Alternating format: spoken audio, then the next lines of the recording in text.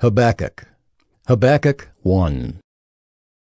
The oracle that Habakkuk the prophet saw.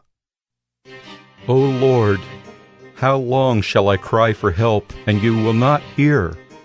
Or cry to you violence, and you will not save? Why do you make me see iniquity, and why do you idly look at wrong? Destruction and violence are before me, strife and contention arise. So the law is paralyzed, and justice never goes forth.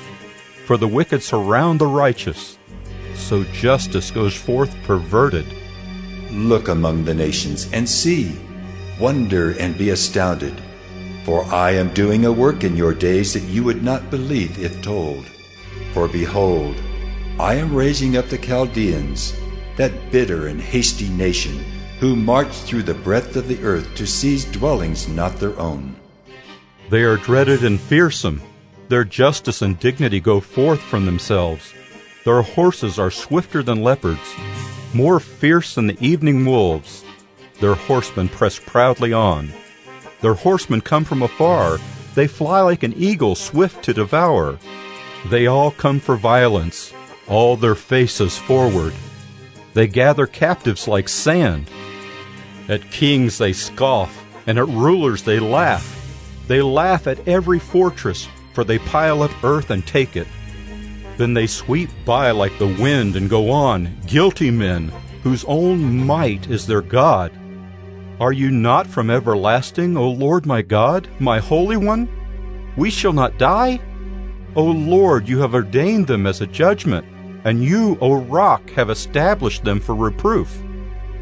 You who are of purer eyes than to see evil and cannot look at wrong, why do you idly look at traitors and remain silent when the wicked swallows up the man more righteous than he? You make mankind like the fish of the sea, like crawling things that have no ruler. He brings all of them up with a hook. He drags them out with his net. He gathers them in his dragnet, so he rejoices and is glad. Therefore he sacrifices to his net and makes offerings to his dragnet. For by them he lives in luxury, and his food is rich.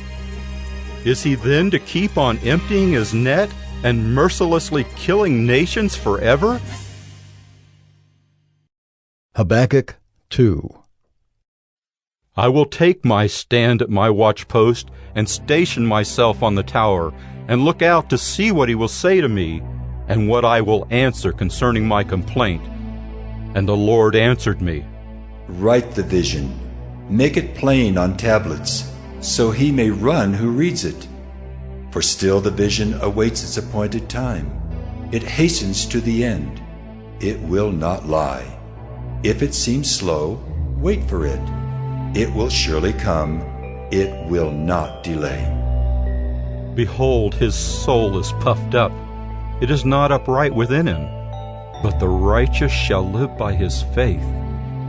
Moreover, wine is a traitor, an arrogant man who is never at rest. His greed is as wide as Sheol. Like death, he has never enough. He gathers for himself all nations and collects as his own all peoples. Shall not all these take up their taunt against him, with scoffing and riddles for him, and say, Woe to him who heaps up what is not his own! For how long? And loads himself with pledges. Will not your debtors suddenly arise, and those awake who will make you tremble? Then you will be spoil for them. Because you have plundered many nations, all the remnant of the people shall plunder you, for the blood of man and violence to the earth, to cities and all who dwell in them. Woe to him who gets evil gain for his house, to set his nest on high, to be safe from the reach of harm. You have devised shame for your house by cutting off many peoples. You have forfeited your life, for the stone will cry out from the wall, and the beam from the woodwork respond. Woe to him who builds a town with blood and founds a city on iniquity. Behold, is it not from the Lord of hosts that peoples labor merely for fire, and nations weary themselves for nothing?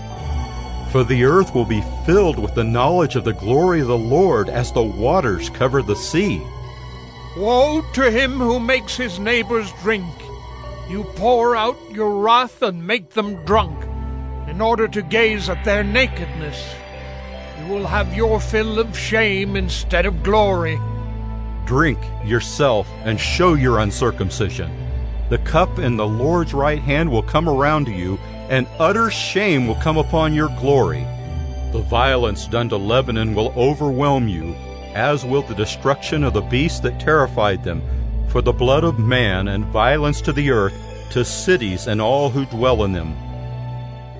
What profit is an idol when its maker has shaped it, a metal image, a teacher of lies? For its maker trusts in his own creation when he makes speechless idols. Woe to him who says to a wooden thing, Awake! To a silent stone, Arise! Can this teach?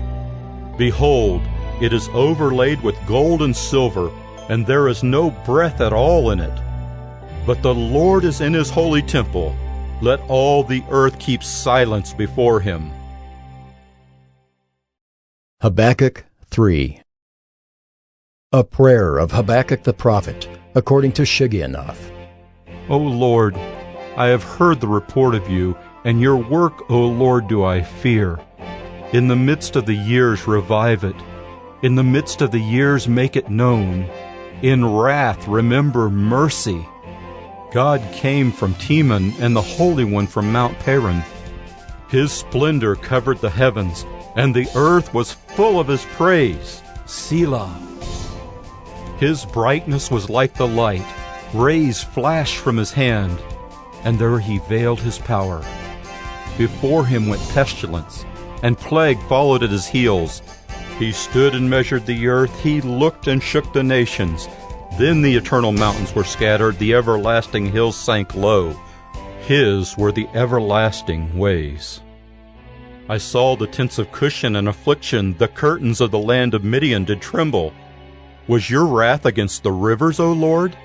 Was your anger against the rivers? Or your indignation against the sea when you rode on your horses, on your chariot of salvation? You stripped the sheath from your bow, calling for many arrows. Selah.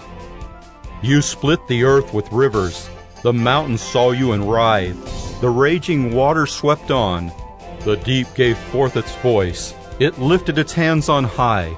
The sun and moon stood still in their place at the light of your arrows as they sped, at the flash of your glittering spear.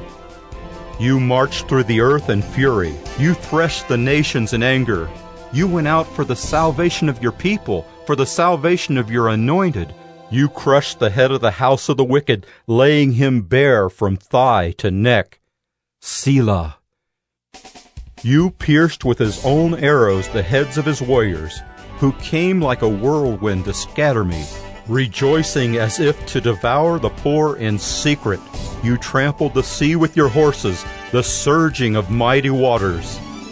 I hear and my body trembles. My lips quiver at the sound. Rottenness enters into my bones, my legs tremble beneath me.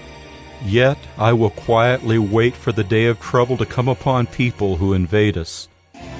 Though the fig tree should not blossom, nor fruit be on the vines, the produce of the olive fail, and the fields yield no food, the flock be cut off from the fold, and there be no herd in the stalls, yet I will rejoice in the Lord.